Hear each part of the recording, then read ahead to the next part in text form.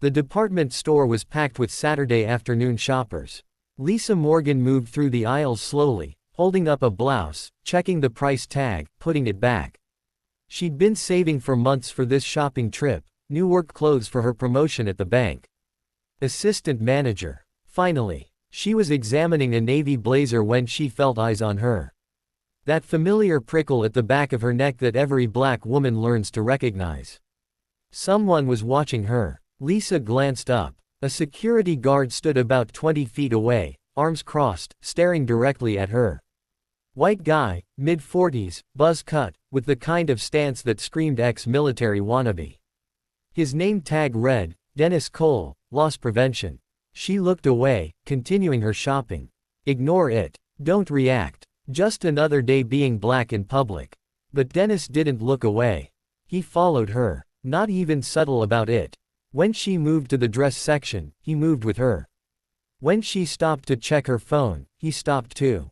Watching. Waiting. Lisa's jaw tightened. She pulled out her phone, texting her best friend Keisha, "Security guard following me around Macy's like I'm a criminal. So tired of this." The response came immediately, "Want me to come? I'm only 10 minutes away." "No, I'm not doing anything wrong. Just shopping." That's never stopped them before. "Be careful, girl." Lisa pocketed her phone and tried to focus on the clothes. She found a beautiful cream blouse, silk, professional, perfect for her new position. She held it up against herself, checking her reflection in the nearby mirror. "Excuse me, ma'am." Dennis's voice was right behind her. Too close. Lisa turned, clutching the blouse. "Yes, I need you to come with me to the security office." Her heart sank. "Why?" "We have reason to believe you've concealed merchandise."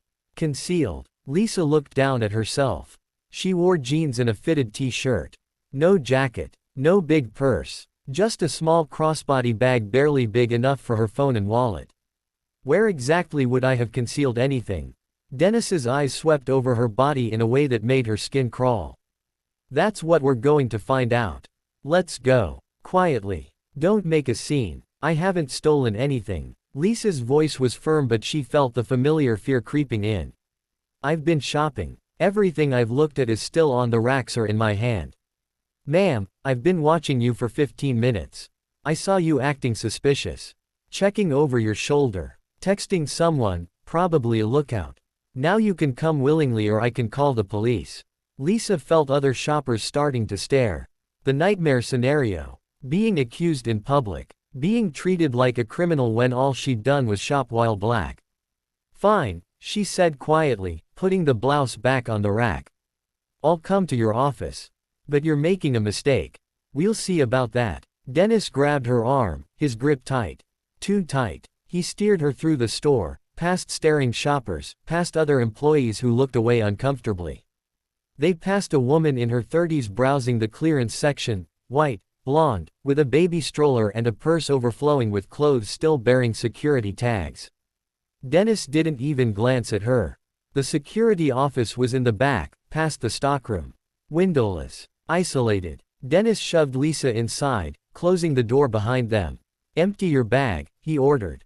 Lisa complied, dumping out her phone, wallet, keys, lip gloss, and a pack of gum. "That's everything." Dennis pawed through her belongings, clearly disappointed to find nothing.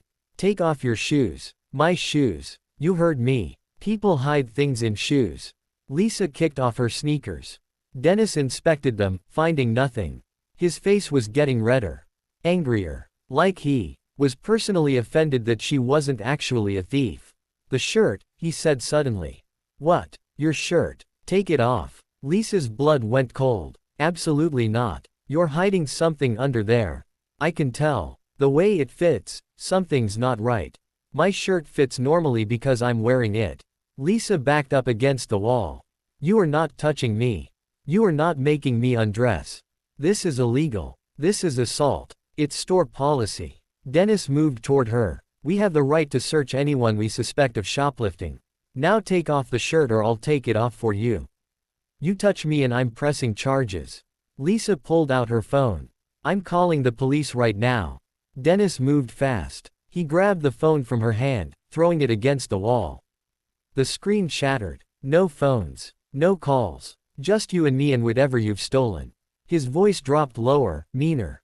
Now take off the shirt. No. Lisa's voice rose. Help. Someone help me. Scream all you want. This room is soundproof. Nobody's coming. Dennis grabbed the hem of her shirt. I said take it off. He yanked hard. Lisa heard the fabric tear. She shoved him back, but he was bigger, stronger.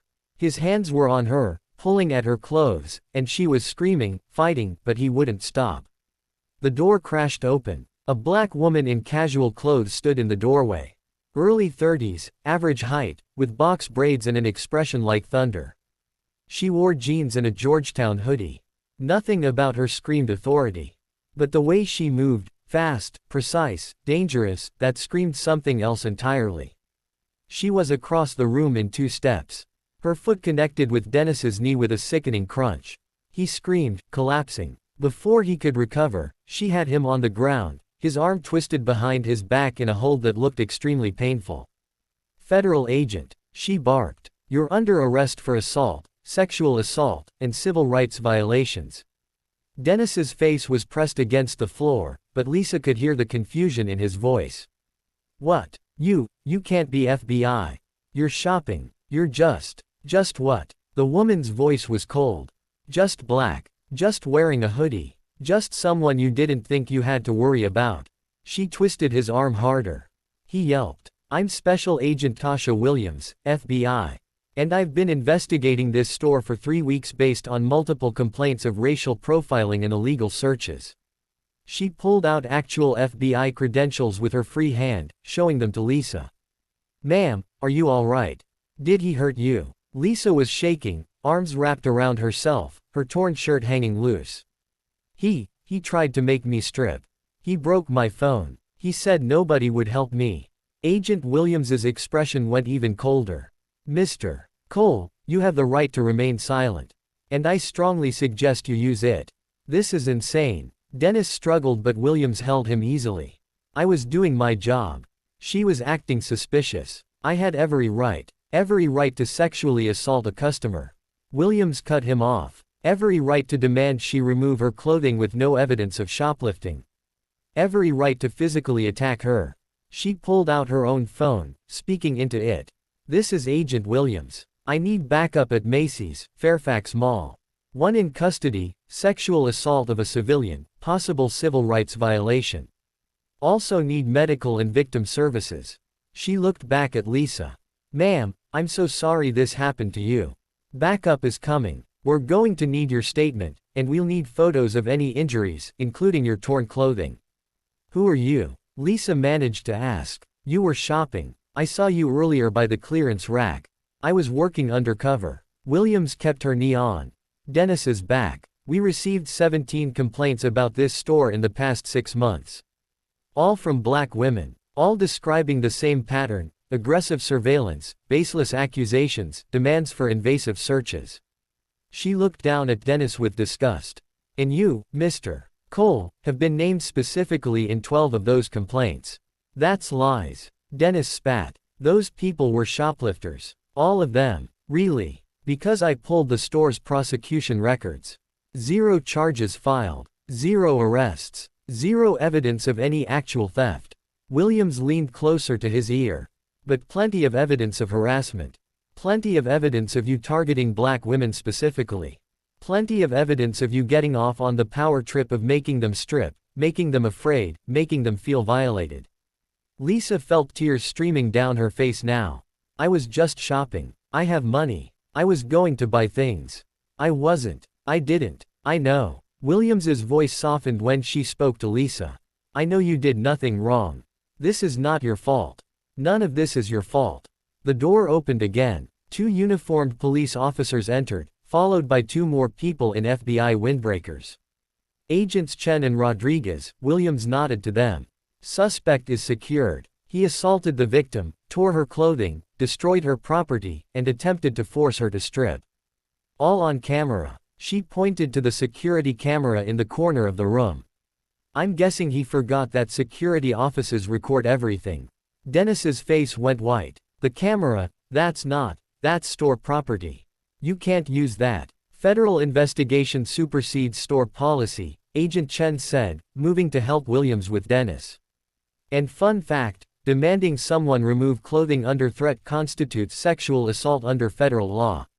Especially when combined with a pattern of targeting based on race. They hauled Dennis to his feet. He was crying now, his earlier bravado completely gone. "This is a mistake. I was just doing my job. The store manager told me to watch her. He's the one who said she looked suspicious." Williams raised an eyebrow. "The store manager told you to watch her specifically?" "Yes. Brad Morrison. He pointed her out when she came in. Said to keep an eye on her, that she matched the profile of." Dennis stopped, realizing what he'd just admitted. "The profile." Williams pulled out a notepad.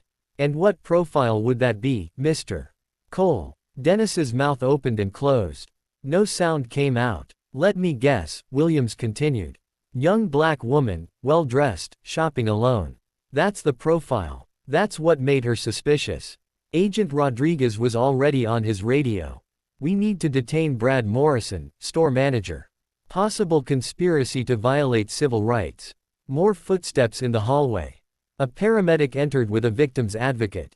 They approached Lisa gently. "Ma'am, I'm Sarah, with Victim Services. Can we get you somewhere private? Get you a blanket, check you for injuries?" Lisa nodded numbly. She let Sarah guide her out of the office, away from Dennis's desperate excuses, away from the scene of her humiliation. They set her up in a conference room. Sarah gave her a blanket, water, and a clean shirt from the store's inventory. The paramedic checked her over, bruises on her arms where Dennis had grabbed her, scratches on her ribs where he'd torn her shirt. "I want photos of everything," Agent Williams said, entering the room. She'd handed Dennis off to the police. "We're building an airtight case. Not just against Cole, but against the store for their systematic targeting of black customers." Lisa looked up at her. "How long have you been investigating?" 3 weeks undercover. 6 months total." Williams sat down across from her. "The first complaint came from a woman named Sandra Harris. She described almost exactly what just happened to you. Security guard followed her, accused her of stealing, tried to force her to undress. She filed a police report but nothing happened. So she contacted the FBI's Civil Rights Division. And you came. And I came." Williams's expression was grim. "We started pulling records. Found 16 more complaints. Same store. Same pattern. Always black women. Always baseless accusations. Always invasive searches. We knew something was wrong, but we needed evidence. So I went undercover." "How many times did they follow you?" "Every single time I came in. 6 shopping